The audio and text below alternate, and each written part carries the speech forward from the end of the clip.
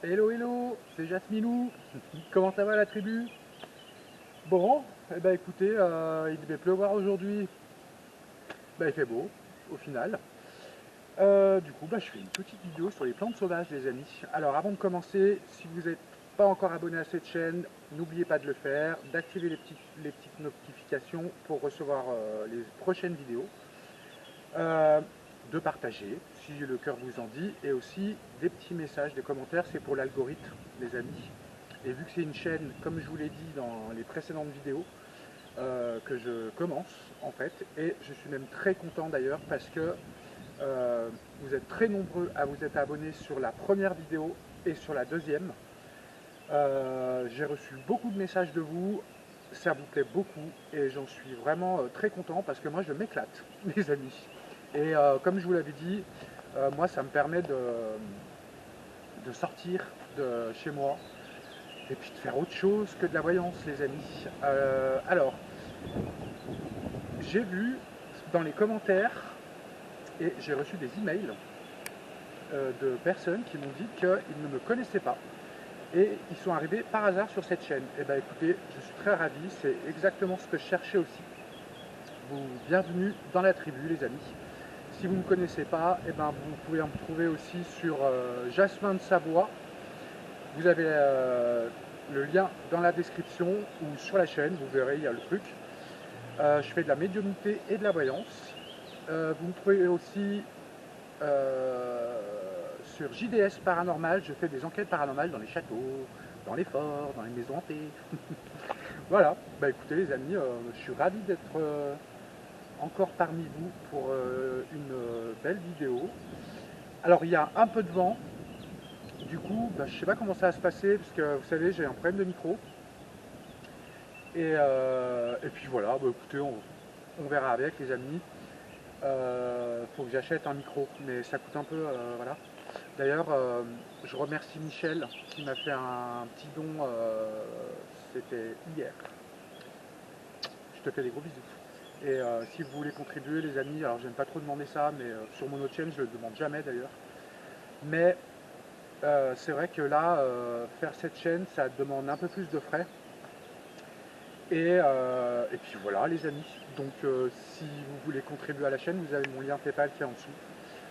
Ou vous pouvez me contacter à l'adresse mail qui est en dessous aussi. Voilà, vous n'êtes pas obligé de le faire, les amis. En tous les cas, je suis très content parce que bientôt, je vais pouvoir monétiser cette chaîne parce que j'ai presque atteint les 4000 heures de visionnage. Et grâce à vous et à ma tribu d'avant, parce que cette chaîne était dédiée à la voyance avant. Voilà. Donc, aujourd'hui, on va faire une vidéo et je vais vous présenter 3 plantes sauvages que vous pouvez trouver très facilement. Alors, il y en a la plupart peut-être dans vos jardins, les amis. Donc, on va regarder ça aujourd'hui. Pourquoi je vous les présente aujourd'hui? Parce que le lierre terrestre, il vient de sortir, il n'y a pas très longtemps. Et c'est le meilleur moment pour le récupérer. C'est là où il y a le plus de minéraux, de vitamines, d'antioxydants, les amis. Et en plus, c'est une bombe, c'est une merveille, vous allez voir. Euh, donc le lierre terrestre, on va faire le gaillet gratron et on va faire le lamier pourpre. Alors si vous n'avez pas vu ma vidéo d'hier, donc je présente le lamier jaune, les amis, le blanc et le rose. Aujourd'hui ça va être le bleu. Voilà, et ben écoutez, on va y aller. Allez, c'est parti. Alors, le lierre terrestre, les amis, c'est une espèce de plante herbacée de la famille des Lamiacea. Alors, je vais vous expliquer un petit peu son utilisation et je vais vous montrer comment la reconnaître et comment l'utiliser dans vos repas. Enfin, on va parler de ça un petit peu, les amis. Allez, c'est parti. Bon, déjà, ce que vous pouvez constater tout de suite, les amis, c'est que c'est une plante qu'on dit couvrante, c'est-à-dire elle couvre le sol grâce à des ramifications. C'est un peu comme la menthe, les amis. Voilà, comme la menthe, comme... bon, il y en a plein, les amis, voilà. Et elle ne dépasse pas en général les... bon, après, ça dépend, parce que moi, j'en ai vu des quand même assez grandes. mais en général, elle reste un peu de cette taille à peu près là. Et l'avantage qu'elle a, c'est que là, déjà au printemps, c'est les meilleurs moments pour la ramasser, pour la manger. Vous pouvez la manger crue et cuit d'ailleurs. Hein. Et alors je vais vous montrer en détail la feuille après. Par contre, il faut faire attention de ne pas la confondre. Alors, le lierre terrestre et le lierre grimpant, c'est deux plantes différentes qui ne sont pas de la même espèce. Le lierre grimpant n'est pas comestible, d'ailleurs il est toxique. Et on s'en sert parce qu'il y a de la sapoline dedans. On s'en sert pour faire les lessives, les amis, nos grands-mères faisaient ça. Voilà, donc qu'est-ce qu'on a d'autre à dire? Eh ben, je vais vous montrer un petit peu une branche pour vous montrer et vous expliquer comment la reconnaître.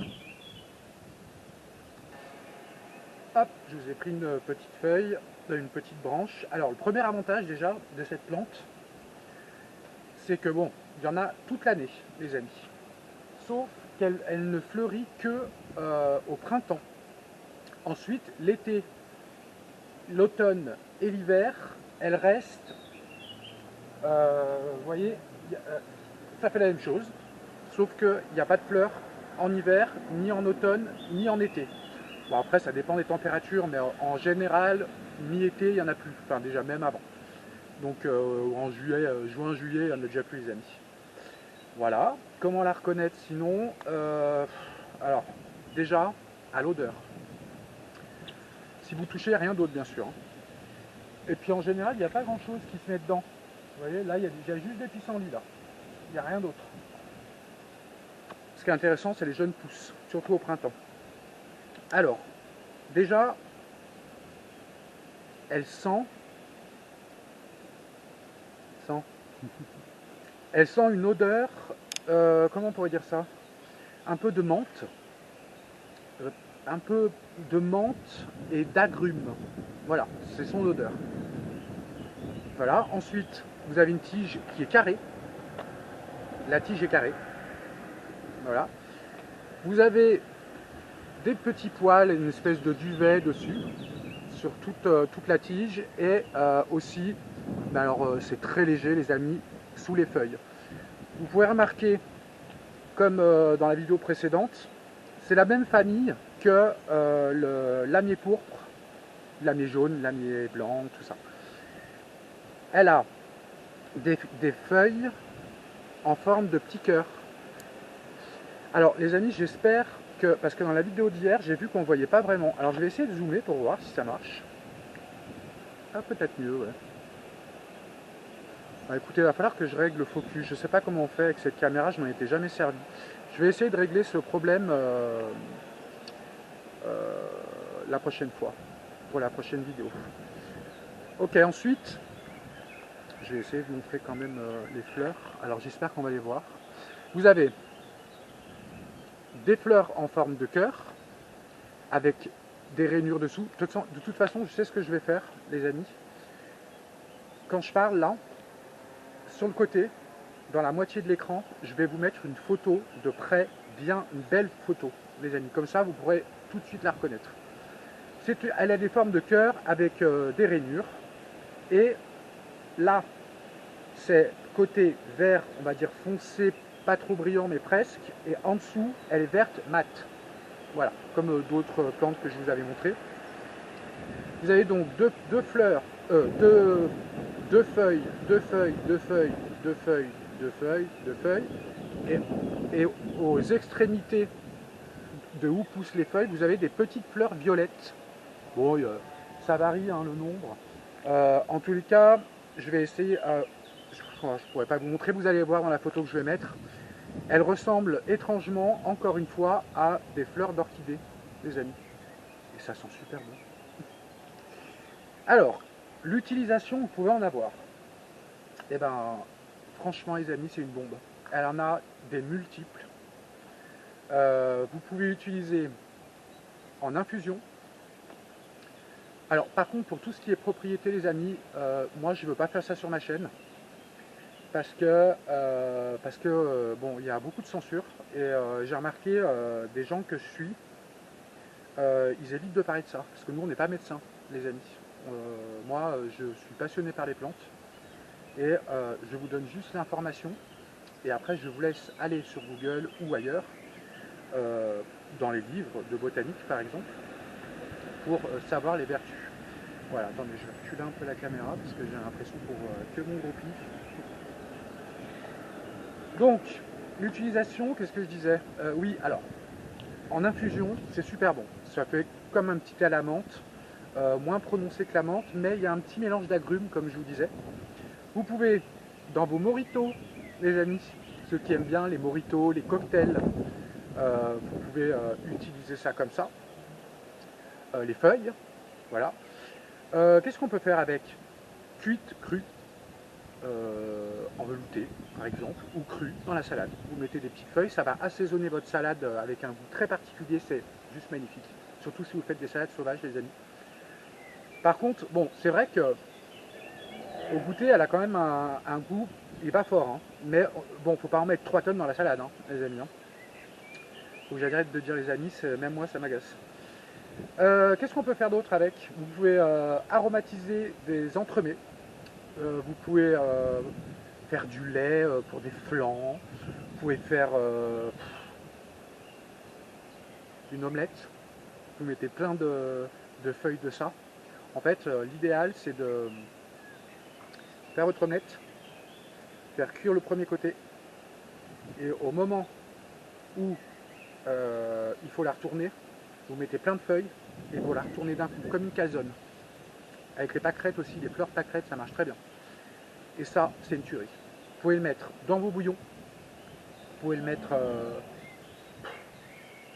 dans des cakes, vous pouvez le mettre dans du taboulé, ça remplace la menthe et ça rajoute une autre touche. Vous pouvez... Les amis, c'est une merveille. Allez voir, il y en a partout, c'est gratos. Voilà. Bah écoutez, qu'est-ce qu'on peut dire d'autre sur cette plante? Mis à part que c'est une plante qui est très intéressante. Je vous laisserai aller voir les propriétés et ce qu'elle contient, les amis, parce que c'est une bombe énergétique. Alors déjà, je peux vous dire ça. Voilà. C'est un énergisant, bah, comme la menthe, en fait. Voilà. Je vais essayer de trouver de la menthe sauvage. J'en ai vu de l'autre côté de la montagne. Bon, pour l'instant, j'ai pas la voiture.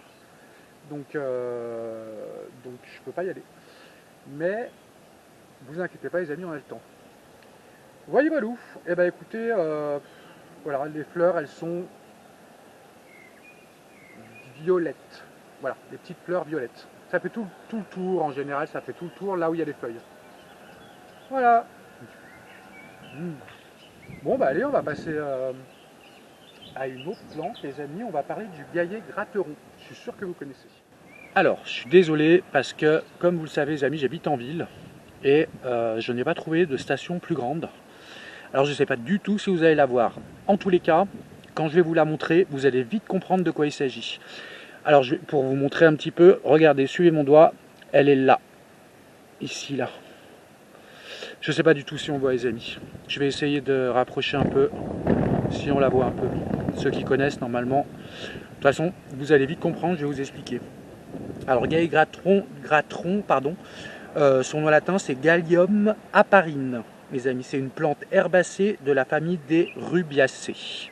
C'est une plante comestible que vous pouvez trouver printemps et on va dire été, si vous avez des endroits pas trop ensoleillés. Et encore, moi j'en ai déjà trouvé en été ici. Donc voilà, je vais vous expliquer un petit peu ce que c'est et vous allez voir, vous allez comprendre tout de suite.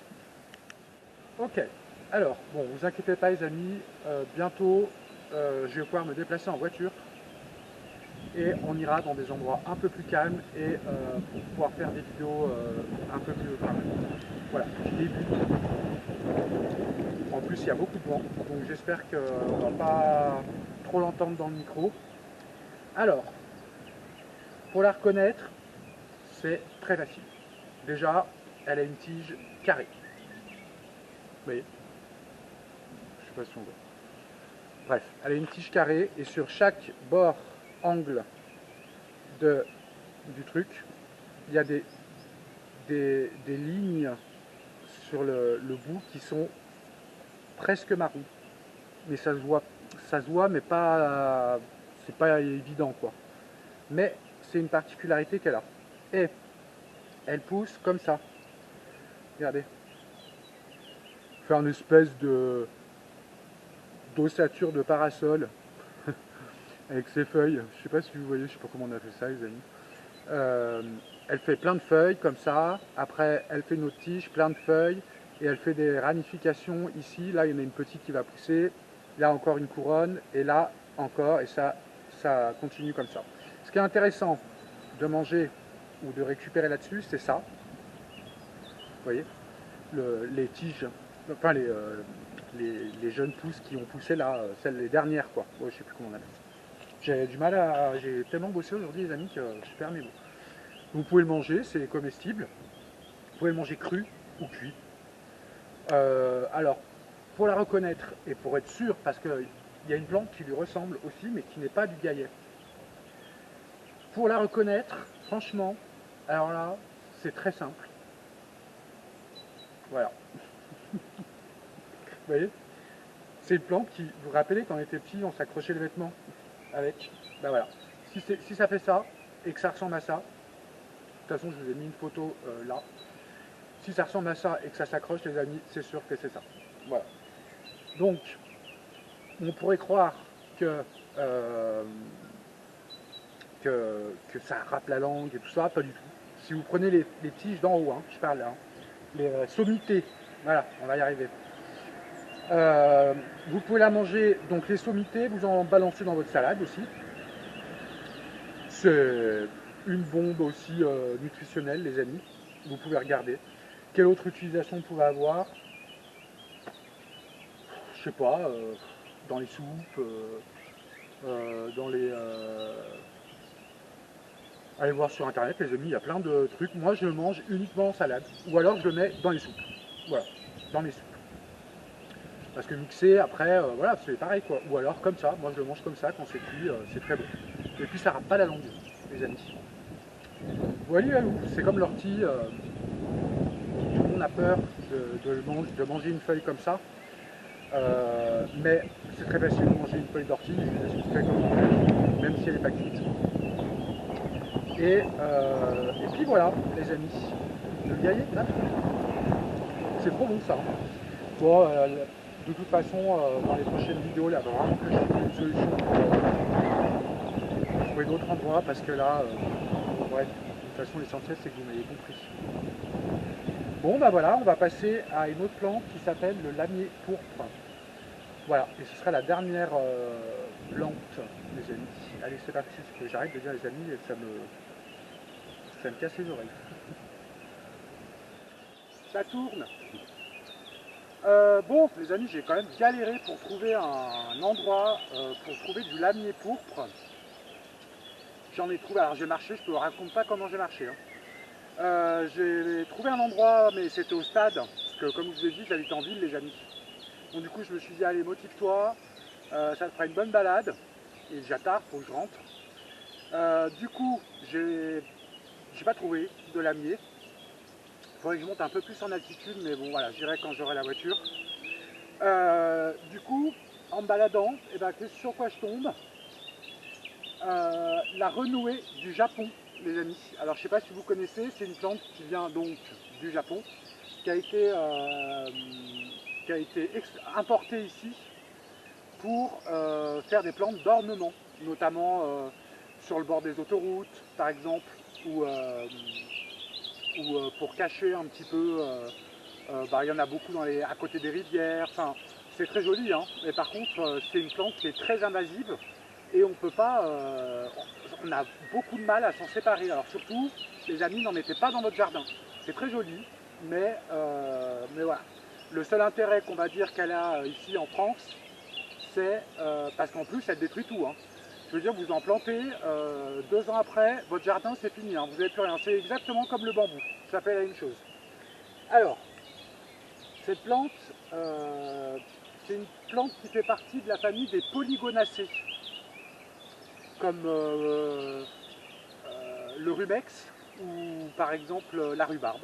Voilà. C'est une plante qui est comestible, c'est très bon d'ailleurs. Elle a un petit goût légèrement acidulé. Et on ne mange pas les grandes feuilles parce que c'est pas bon. On mange uniquement celles qui sont pas encore sorties, mais je vais vous montrer de toute façon. Donc, qu'est-ce qu'on peut dire, je vais avancer la caméra, enfin je vais la couper et je vais me remettre comme il faut pour que vous voyez bien, les amis. Ça filme.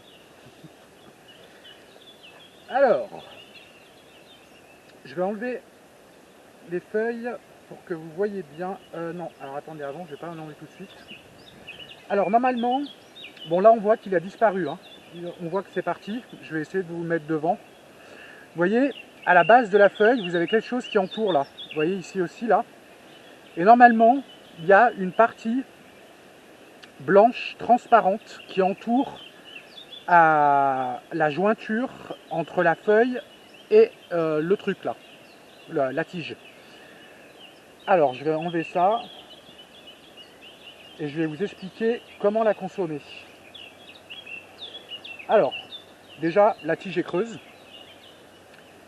Ensuite, le seul truc que vous pouvez manger, parce que les grosses feuilles, c'est vraiment pas bon. Enfin, c'est pas bon. Ça dépend de tous les goûts dans la nature, les amis. Alors, je vais peut-être essayer de monter un peu la caméra parce qu'on voit pas grand-chose. Bon, je suis pas très organisé aujourd'hui, les amis. Voilà, c'est mieux, chiffre. Alors, vous pouvez consommer déjà cru ou cuit. Les petites pousses, les sommités, ça c'est sorti hier soir, enfin, ouais, il n'y a même pas 24 heures quoi. Donc ça, vous pouvez les manger crus ou cuits, en salade, dans les potages, enfin voilà. Et vous pouvez manger, alors vous pelez, je sais pas si on va bien voir, mais vous voyez, on pèle la peau. Alors, pour la reconnaître aussi, vous voyez, elle a des taches partout rouges. Il n'y a pas de poils, c'est très lisse. Vous pouvez enlever la peau, hop, comme ça. Ça, vous pouvez faire, par exemple, vous coupez des petits morceaux et vous le faites en apéro dans un petit bol, vous voyez. Alors par contre, c'est déconseillé aux gens qui sont sujets aux calculs rénaux, par exemple. Renseignez-vous les amis sur les contre-indications de chaque plante d'ailleurs. Par contre, voilà, ceux qui font du calcul rénaux, il ne faut pas en manger. Et par contre, bon voilà, c'est une plante qu'on peut manger, mais pas tout le temps quoi les amis, il ne faut pas en manger trop. Voilà, et vous mangez ça. C'est un petit goût acidulé, ça ressemble à la rhubarbe. Voilà, vous pouvez faire des confitures, vous pouvez faire... franchement les amis, il y a 50 millions de trucs à faire. Hein. Donc vous coupez plein de petits ronds comme ça, en apéro, dans la salade. Et alors il y a des gens qui la mangent. Alors parce que cette plante elle fait quand même 4 mètres de haut. Elle arrive jusqu'à 4 mètres de haut les amis. Et des fois la tige elle est très grosse. Et vu qu'au milieu elle est creuse, vous trouvez une grande. Là il y en a là-bas, mais bon je vais pas, de toute façon je vais pas en couper une pour rien, ça sert à rien. Le diamètre est très gros quand même, hein. Presque comme une courgette les amis. Donc vous la coupez de la longueur d'une courgette par exemple, pour que ça rentre dans le four surtout. Et vu qu'elle est creuse comme ça, vous faites une viande farcie en fait, et vous farcissez ça comme, comme des courgettes ou des poivrons ou des tomates, les amis, la même chose. Et vous allez voir, c'est excellent. Bon, c'est un tout petit peu fibreux, mais alors vraiment pas grand chose. C'est très bon, mais faut pas en abuser non plus. Voilà, faut pas en manger tous les jours, les amis. Mais en tous les cas, malgré que ce soit une plante qui est invasive et qu'on n'arrive plus à se débarrasser, et ben autant en profiter, les amis, parce qu'au Japon ils en mangent. Autant en profiter pour la ramasser, surtout que les amis, il y en a de partout. Je suis sûr que vous en avez déjà vu. Voilà, bah écoutez, c'était la dernière plante de la vidéo. Les amis, j'espère que cette vidéo vous a plu. Moi j'ai cramé, je vous assure, mais un carnage. Ça fait du bien d'être un peu bronzé. Voilà, et bah écoutez, En tous les cas, merci pour vos abonnements, votre soutien et vos petits messages, les petits pouces et tout. Et puis, on va avancer dans le temps, les amis, et bientôt, je vais pouvoir trouver des endroits plus calmes. Ici, ça va, c'est calme, parce que je me suis un peu retiré dans la forêt. Des endroits plus calmes. Et puis, de toute façon, les amis, je peux vous dire que des plantes sauvages, il y en a de l'hiver à l'hiver, les amis. Voilà, eh bien, écoutez la tribu, je vous fais des gros bisous. Bon visionnage à tout le monde et je vous dis à la prochaine vidéo. Gros bisous.